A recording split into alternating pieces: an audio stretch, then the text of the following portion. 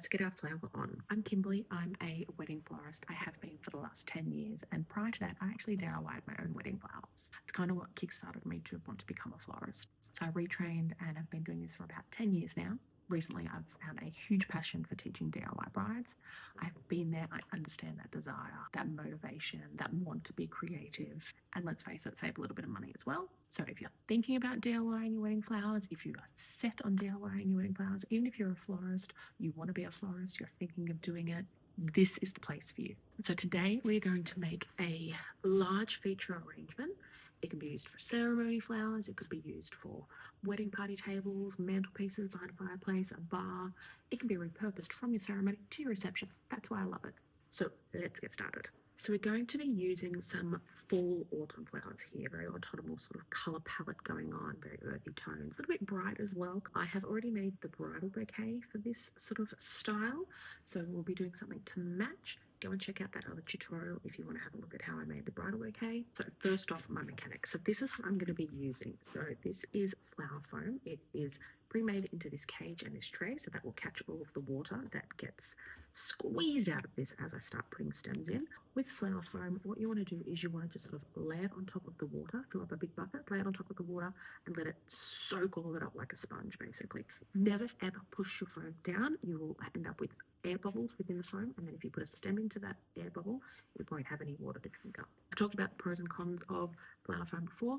This is just simple to use. It's great for DIY brides for that purpose, so I'm just going to use it today. You can use chicken wire or other mechanics if that's what you prefer, but think of this as just the base, and I'm going to teach you sort of the design and what my thought process is around making an arrangement like this. First up, I'm going to start with some foliage. So I always use a bit of foliage to start large arrangements like this, just to sort of help me build a bit of shape.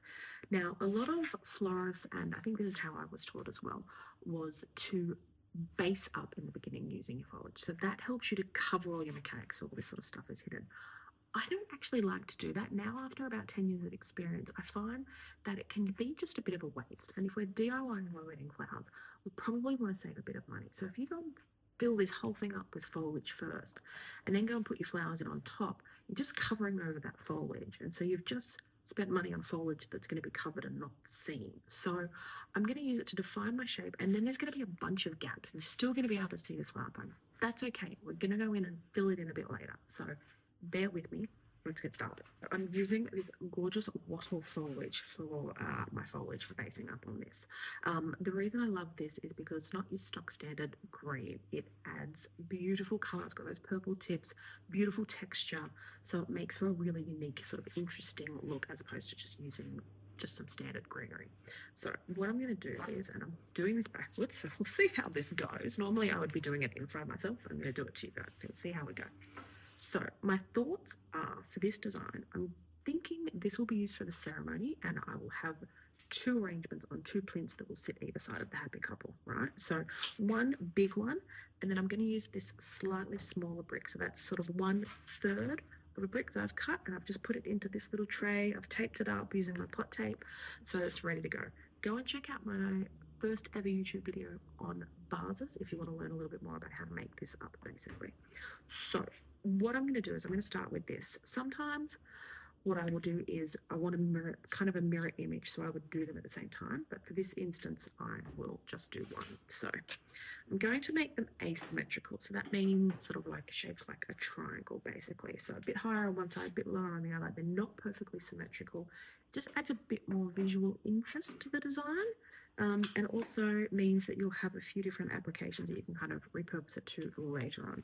So first off, I am defining a bit of height with this. So I want this sort of side to be high, and then with my other one, I'll go in a bit smaller over here. So even within this arrangement, I'm going to focus on a bit of a triangle shape, but then throughout the whole thing, I'll kind of do that as well.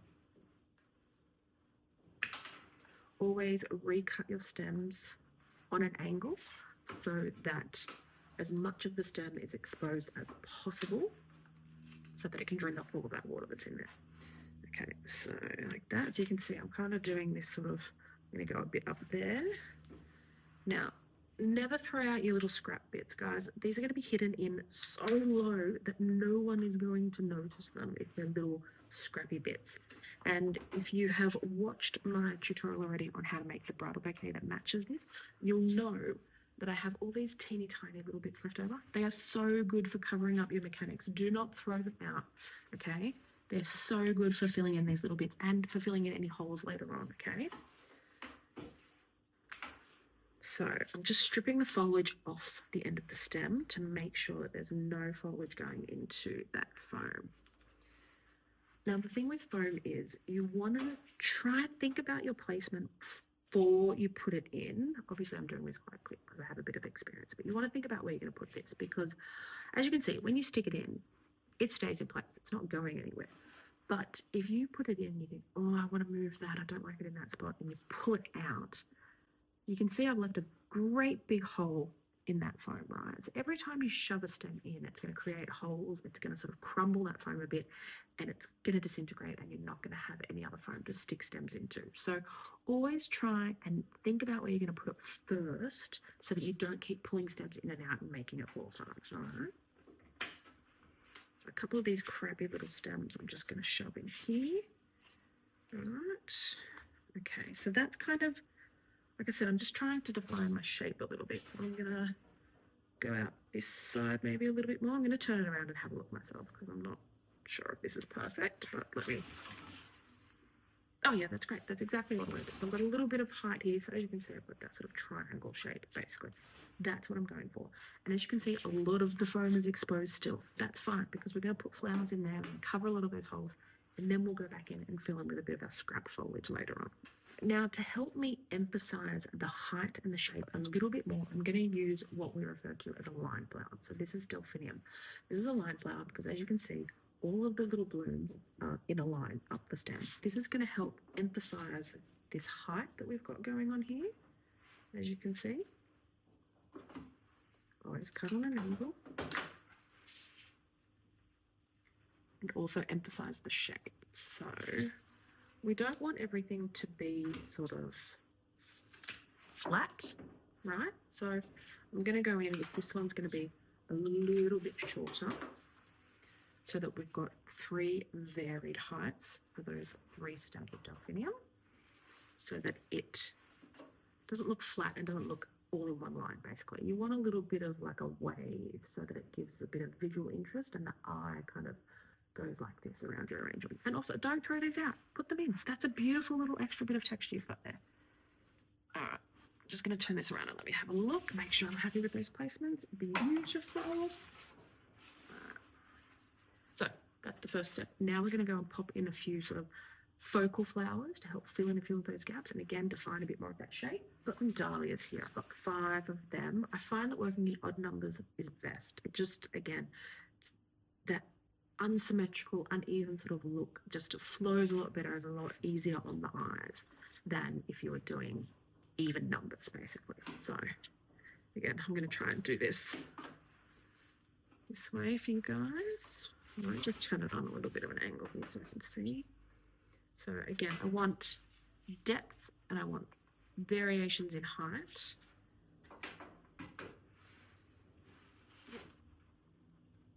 That's good. That's a good angle now. I can see what I'm doing a bit better. I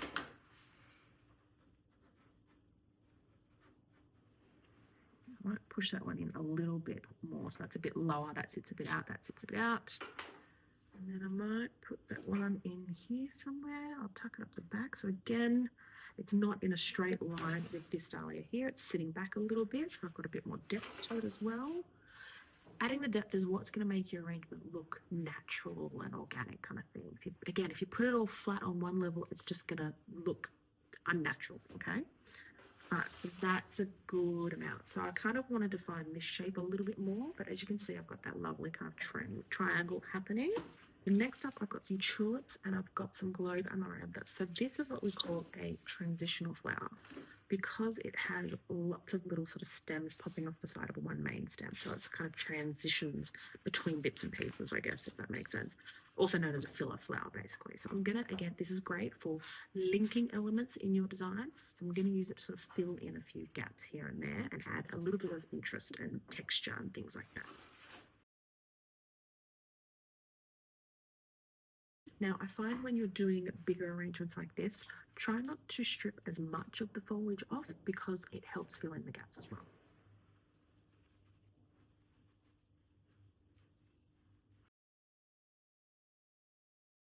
I'm going to add in one more dahlia and some more this just down the front. And I'm seeing a hole.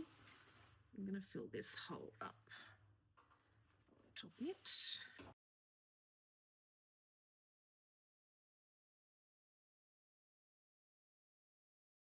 I'm not throwing out these little tiny bits because they are so useful. Even the foliage, like even the little offcuts with just a bit of foliage, use them to fill in your gaps. So look, so I've cut the top part off just there. Can you see that? Cut those stems off and I've popped them in. But this is still, just because it's leaves, it will fill in a gap. Let me find a gap to put this in. Perfect, got one right here. Gorgeous, look at that. All right, so now I'm going to pop some tulips in. So the idea is that if this is placed on a plinth, I hope that's not getting too close for you guys. This is placed on a plinth. I would like to have a little bit sort of cascading down the side here. So I'm going to use my tulips to sort of do that. Now, tulips can be a little bit delicate. Their stems are a bit brittle. They snap quite easily.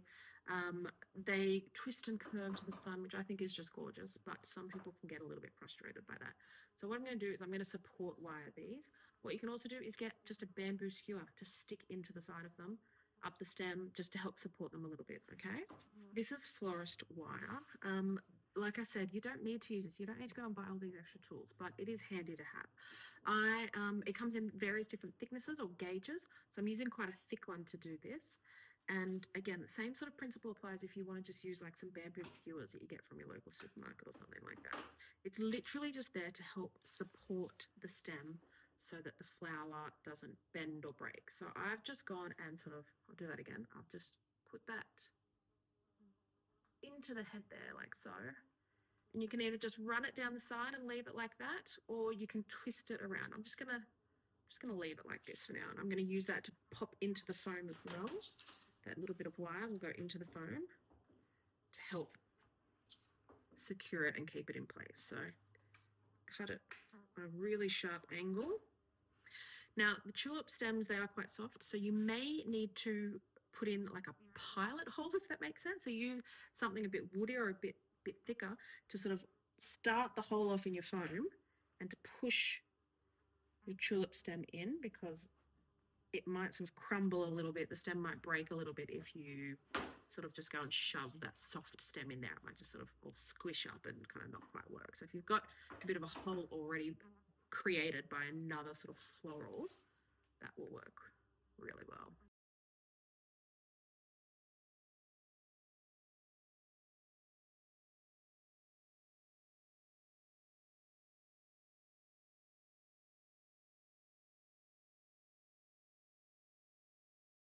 That spot there. And so the idea is once you put it on that plinth, that will all sort of cascade down the side a little bit. So I'm pretty happy with how that looks. I'm going to go through now and I'm just going to plug in my holes with my short little foliage. So that's the first one done. Let's do another little one here. I'm just going to zip through this really quickly. Same thinking, except I'm going to mirror image it. It's going to be a bit smaller, basically.